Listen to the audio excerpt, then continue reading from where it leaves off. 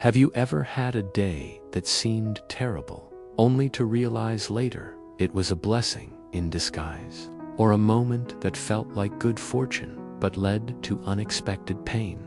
Life constantly shifts between gain and loss, and this Zen story reminds us that everything is always changing. Once, in a small mountain village, there lived a humble farmer and his son. They worked the fields from sunrise to sunset, growing rice and tending a single strong horse that helped plow the land. That horse was the farmer's most valued possession, his partner, his livelihood, and his pride. One morning, the gate stood open and the horse was gone. The animal had wandered into the forest. When the neighbors heard, they rushed to the farmer's home. "How unlucky," they cried. "Your best horse is gone. How will you work your fields now?" The farmer looked at the empty gate, smiled gently, and said, "Maybe, maybe not." The neighbors shook their heads. They could not understand his calmness. To them, this was a disaster. But the farmer simply returned to his chores, slow and steady, as though nothing had changed. Days passed.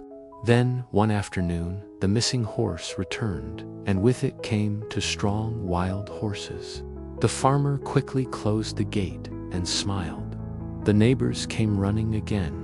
"How lucky," they shouted. "Now you have 3 horses instead of 1. The farmer nodded and said softly, "Maybe, maybe not."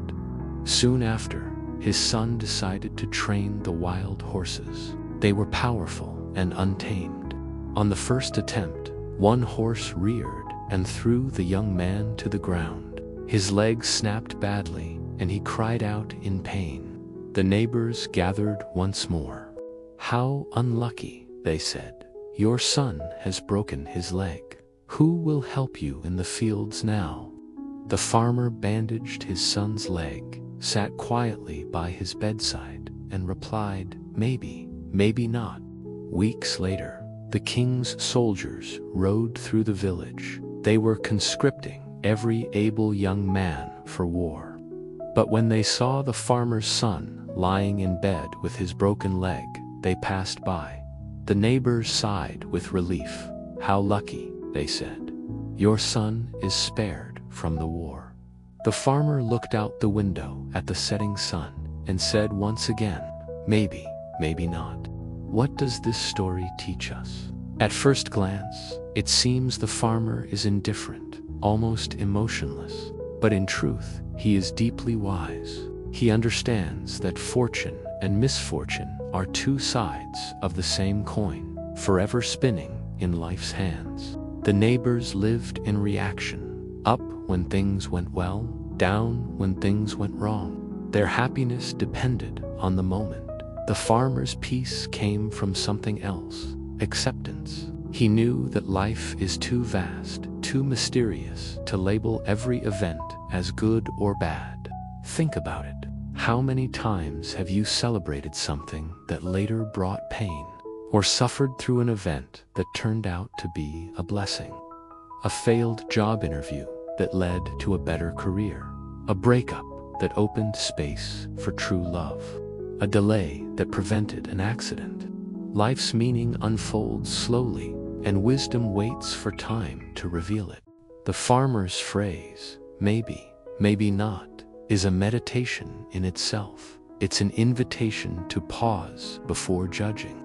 It reminds us that what we see today is only a small piece of a much larger story. In Zen, this is called non-attachment. It doesn't mean you stop caring. It means you stop clinging. You allow life to flow as it is. The farmer still felt joy when his horse returned, and concern when his son was hurt, but he didn't let those feelings control him. He experienced them fully and let them pass, just like clouds drifting across the sky. When you live this way, you become steady, like a mountain beneath shifting weather. The world can rain or shine, but you remain centered. Now imagine your own life for a moment. Maybe something feels wrong right now, a setback, a disappointment, a loss. Before labeling it as bad, take a breath and whisper to yourself, maybe, maybe not. Give life time to reveal what it's trying to teach you. And if things seem wonderful right now, hold that joy lightly too. Be grateful, but do not cling, because even good fortune changes shape. Seasons turn.